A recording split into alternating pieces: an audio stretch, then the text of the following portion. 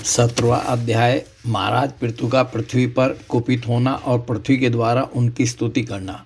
श्री मैत्रेय जी कहते हैं, इस प्रकार जब वंदी जन ने महाराज पृथु के गुण और कर्मों का बखान करके उनकी प्रशंसा की, तब उन्होंने भी उनकी बड़ाई करके तथा उन्हें मनचाही वस्तुएं देकर संतुष्ट किया। उन्होंने ब्राह्मण आदि चारों वर्णों, सेवकों, मंत्रियों, पुरोहितों, पूर्ववासियों, देशवासियों, भिन्न भिन्न व्यवसायियों तथा अन्य अन्य अज्ञानुवर्तियों का भी सत्कार किया। विदुर जी ने पूछा, ब्राह्मण, पृथ्वी तो अनेक रूप धारण कर सकती है, उसने गौ का रूप ही क्यों धारण किया? और जब महाराज पृथु ने उसे दुहा तब बछड़ा कौन बना और दोने का पात्र क्या हुआ? पृथ्वी देवी तो पहले स्वभाव से ही ऊंची नीची थी, उसे उन्होंने समतल किस प्रकार किया? और इंद्र उनके यज्ञ संबंधी घोड़े को क्यों हर ले गए?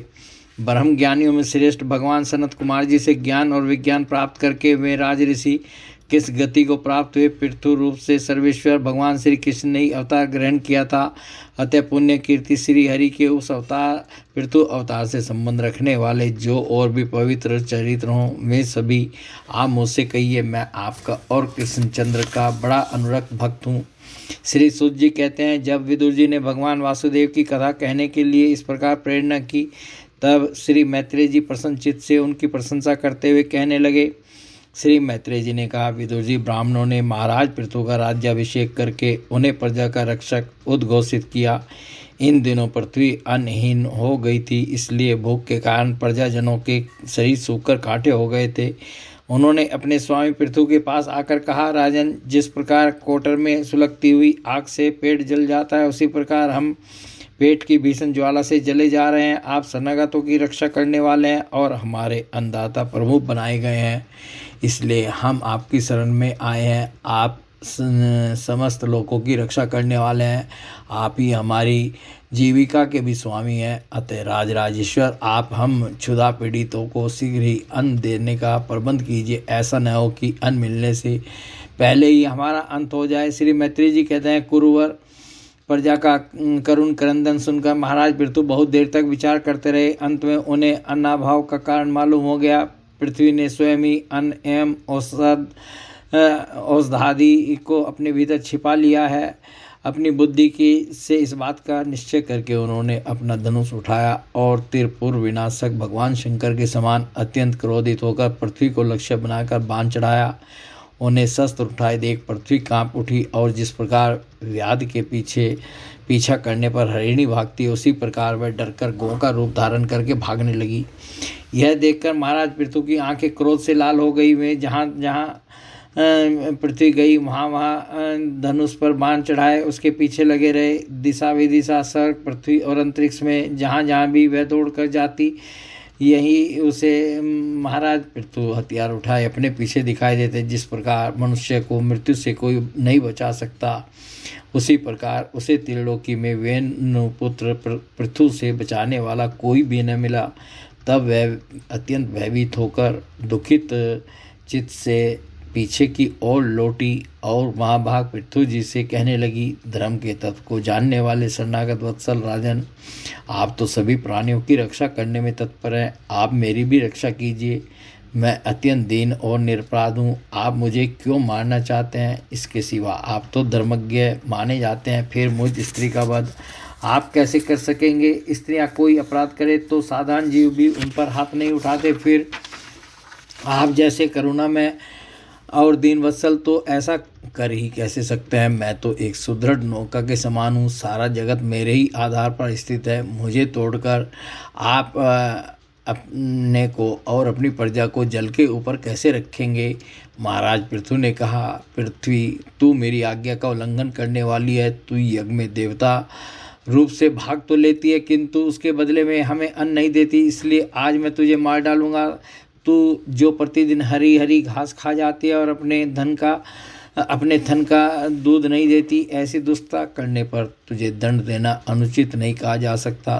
तू नासमझ है। तूने पूर्व काल में ब्रह्मा जी के उत्पन्न किए हुए अन्न आदि के बीजों को अपने में लीन कर लिया है और अब मेरी भी परवाह न करके उन्हें अपने गर्भ से निकालती नहीं।